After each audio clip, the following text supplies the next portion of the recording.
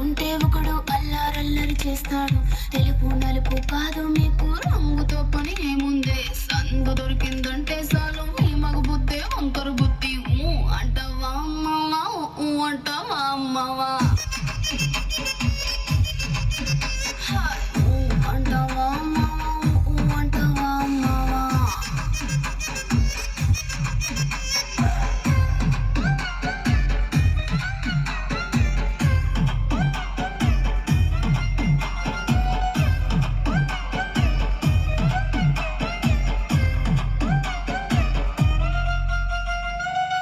ఎత్తుకుంటే ఒకడు ఎగిరి గంతులేస్తాడు. కురుసాగుంటే ఒకడు మురిసి మురిసిపోతాడు.